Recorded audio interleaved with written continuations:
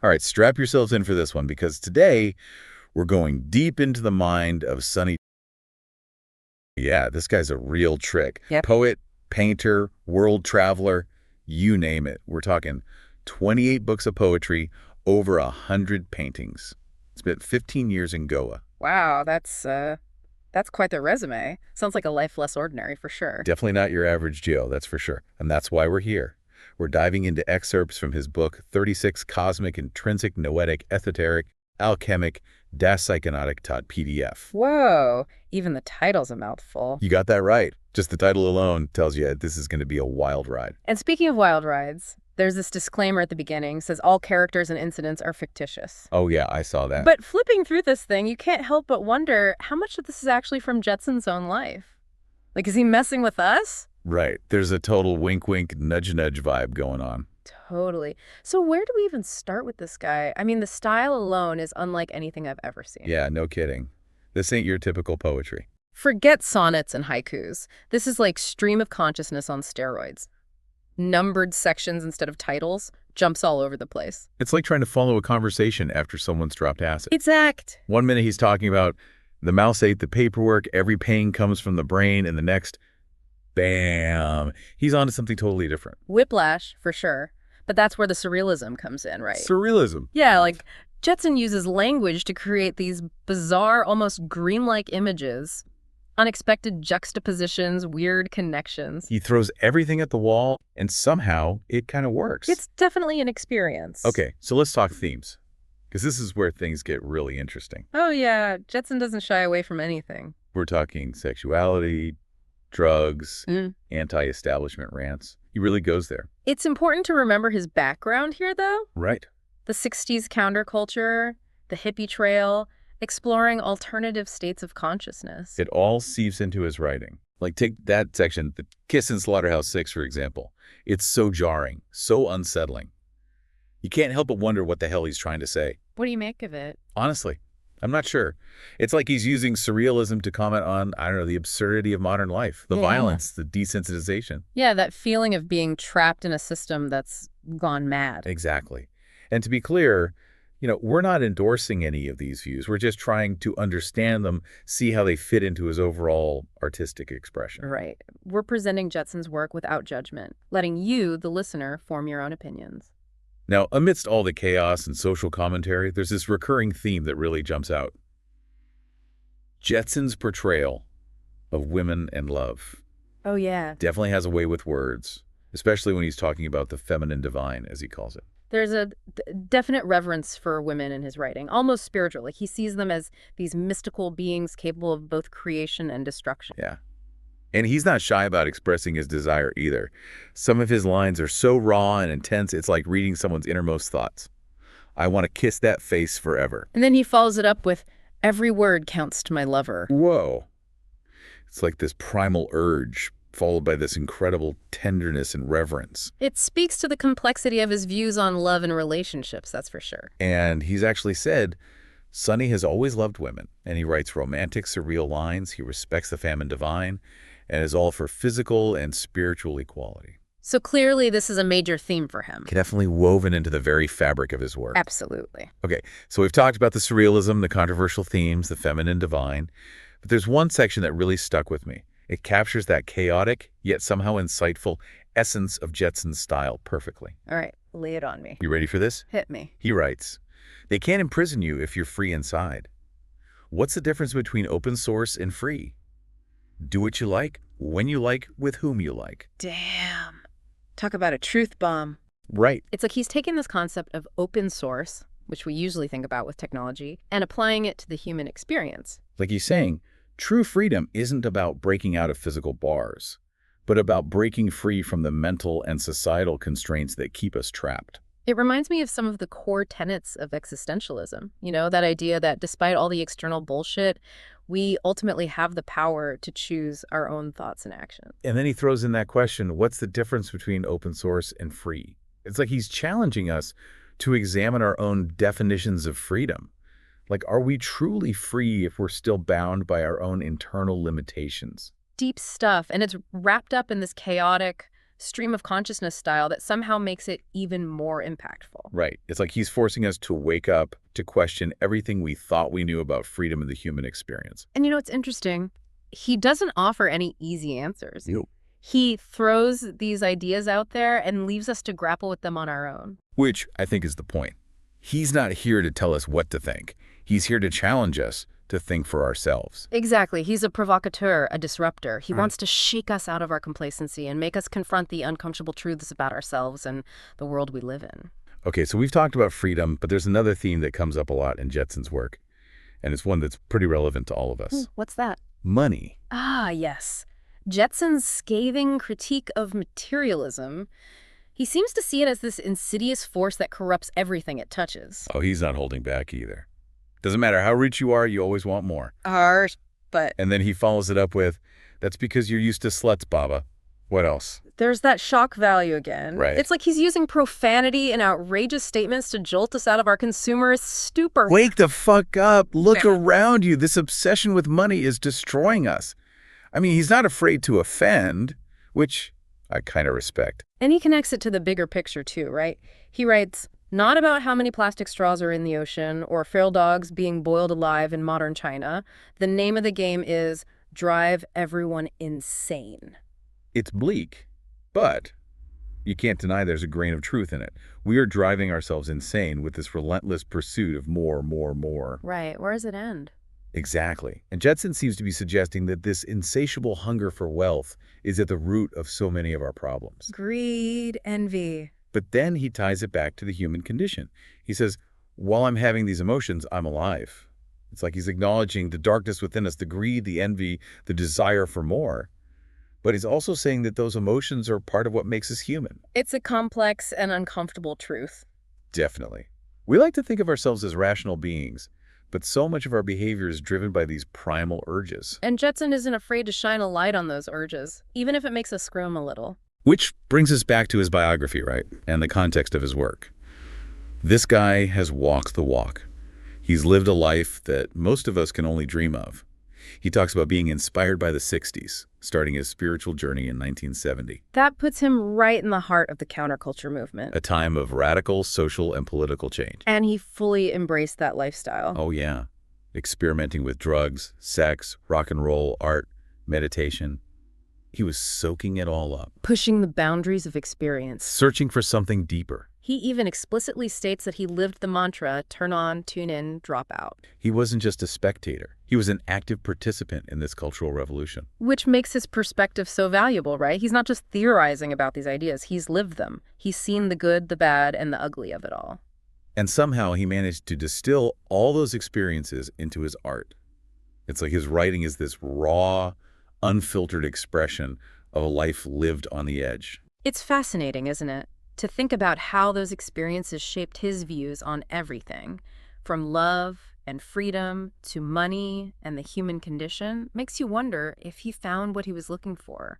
Did he achieve that sense of liberation he talks about so often? It's a good question, and maybe one that we can explore further by looking at this concept he introduces, this idea of renew the reprogramming with love. Renew the reprogramming with love. Yeah, it's a pretty profound concept. It sounds like he's talking about rewiring our brains, breaking free from the negative programming that's been ingrained in us. Exactly. It's about consciously choosing love as the guiding principle in our lives. Even when the world around us seems determined to drag us down into darkness. Exactly. But how do we actually do that? How do we reprogram ourselves with love in a world that often feels so loveless? That's the million-dollar question. Right, and Jetsun, being Jetsun, doesn't give us a clear roadmap. Nope.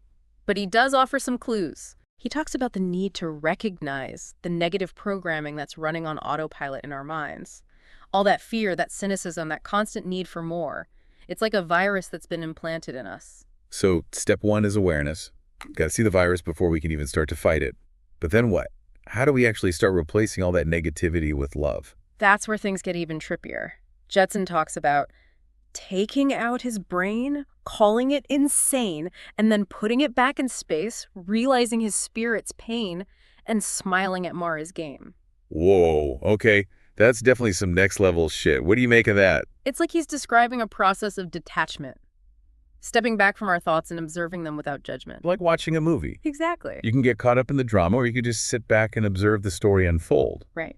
So instead of getting sucked into all the negativity, we need to create some distance, some space between ourselves and those thoughts, almost like we're watching them from the outside. Exactly. And that's where the shift can happen.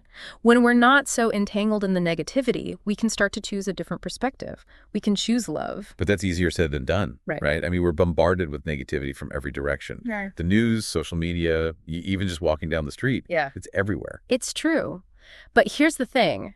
We have more control over our minds than we realize. Oh, yeah. Yeah, we can choose what we focus on. We can choose what we let in. So it's about being mindful. About paying attention to where our attention is going. Exactly. And it's about practicing. Every time we catch ourselves spiraling into negativity, we can gently redirect our focus towards something more positive, more loving. Sounds like a lot of work. It is. Reprogramming the mind with love isn't a quick fix. It's an ongoing process. But the rewards are worth it. And what are those rewards exactly? Well, for one, imagine a life where you're not constantly battling with your own mind. A life where you're not so easily triggered by negativity. A life where you can actually experience joy, peace, connection. That sounds pretty damn good. It's almost like Jetsun is offering us a path to liberation, not just from external constraints, but from the prison of our own minds. That's a powerful way to put it. And it brings us full circle to that section we talked about earlier. They can't imprison you if you're free inside. Maybe that's what he meant all along. True freedom is about freeing ourselves from the shackles of our own negativity. It's a powerful message. And honestly, it's kind of inspiring. It's like Jetsun is saying, yeah, the world is fucked up, but you don't have to be. Exactly. We have a choice. We can choose to let the darkness consume us, or we can choose to cultivate love, both within ourselves and in the world around us. And maybe, just maybe, that's how we start to change things. One reprogrammed mind at a time. It's a beautiful thought, isn't it? It is. So to wrap things up, I guess the question is, are you ready to start reprogramming your mind with love? Because Sunny Jetsun's work might just be the kick in the ass you need to get started. He's definitely a unique voice, that's for sure. A chaotic, brilliant, and often infuriating guide on this journey we call life. Thanks for joining us on this deep dive into the mind of Sunny Jetsun. Until next time, keep those minds open, those hearts full of love, and remember, you have the power to choose. So that was intense. Right. Like, wow, what a trip. They can't imprison you if you're free inside.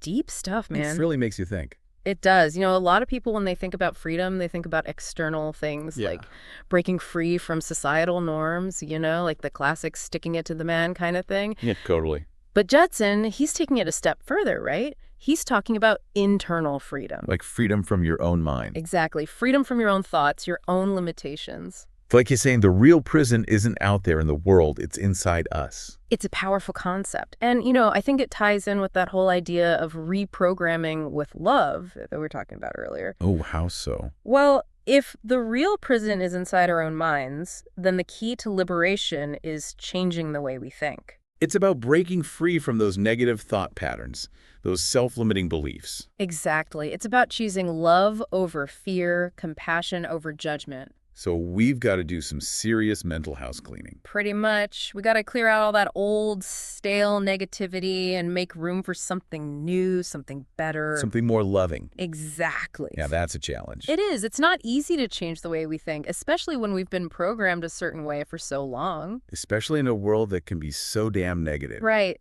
But here's the thing.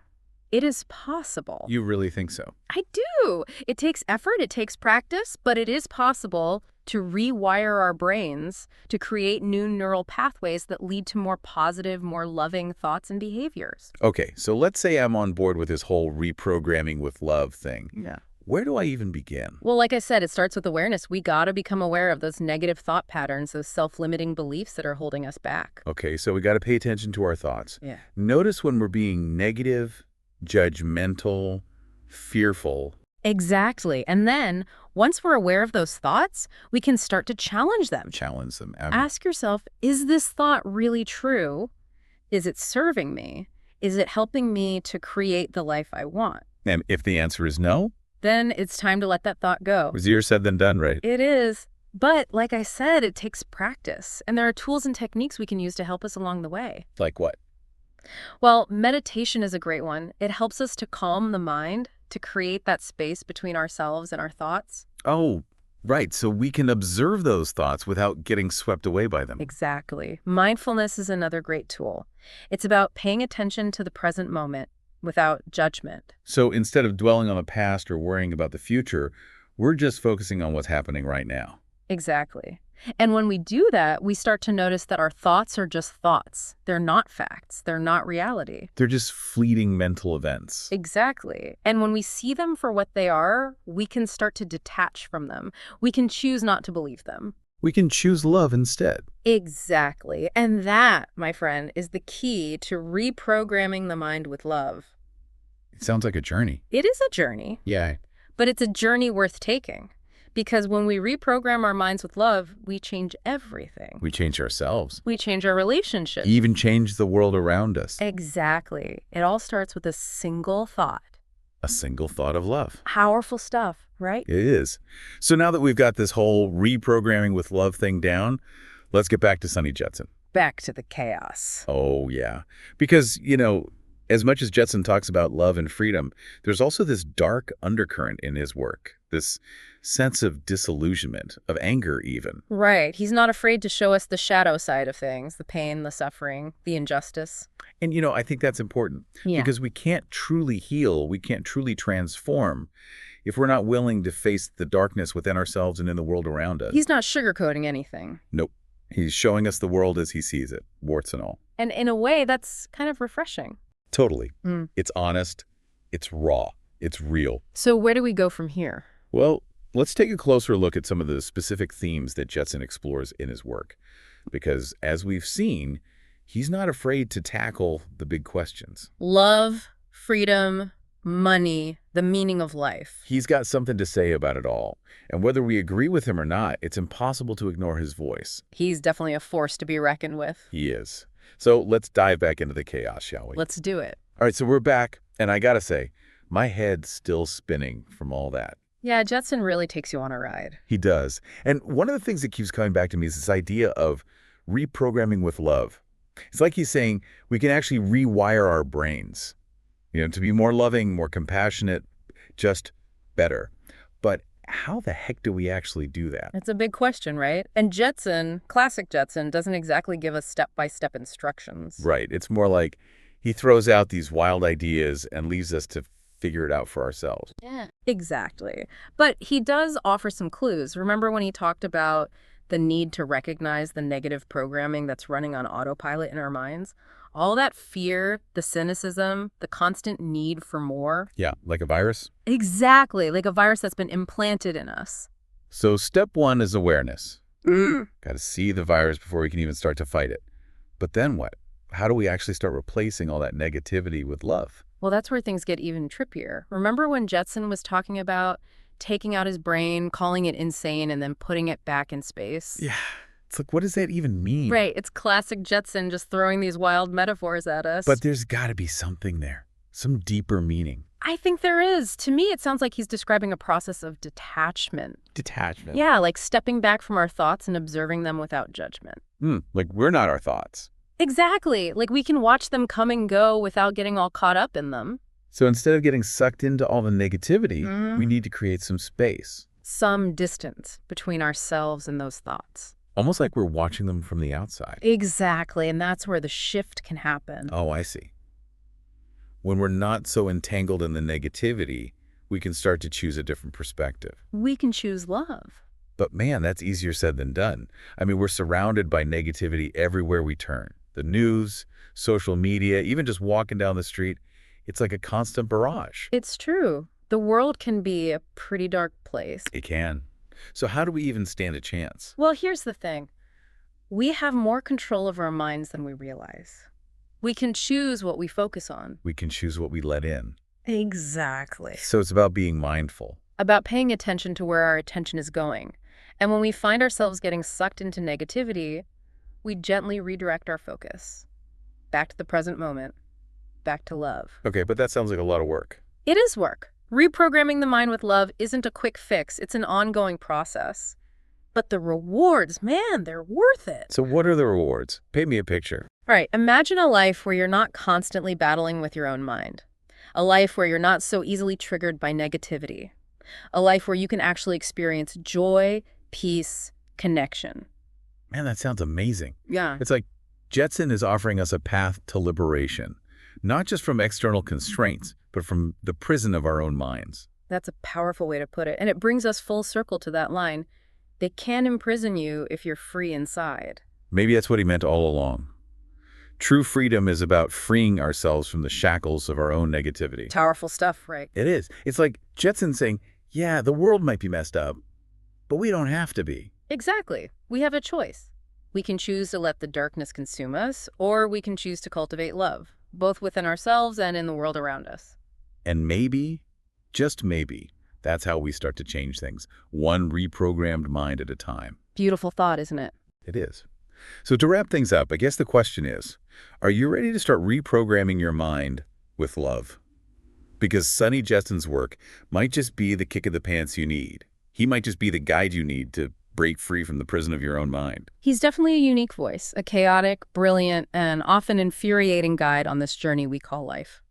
Thanks for joining us on this deep dive into the mind of Sunny Jetsun. Until next time, keep those minds open, those hearts full of love, and remember, you have the power to choose.